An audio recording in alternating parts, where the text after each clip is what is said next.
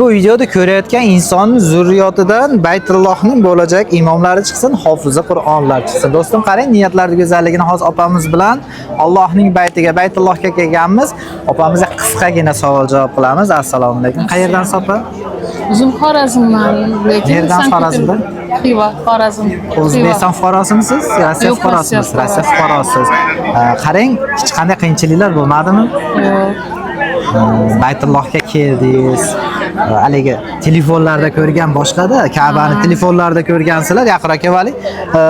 Ko'rganlardagi boshqa, endi mana birinchi marta ko'rgandagi hayajon qanaqa bo'ldi?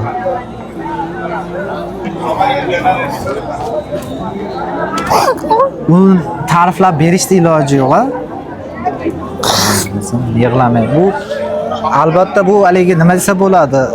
Quvonch ko'z yoshlarida bir buni ta'riflashda o'zi iloji yo'q. Orzu qilib yashab yurganlik kelamiz deb. Insonlar bor, misol Rossiyada yuradi, Allohning baytiga qalbi ila kelishni xohlaydi-da, lekin ko'p inson bilmaydi bu narsani. O'zbekiston, Qirg'iziston, Tojikiston fuqarosi ham Allohning baytiga kelib, bemalol umra ziyoratlarini qilsa bo'ladi.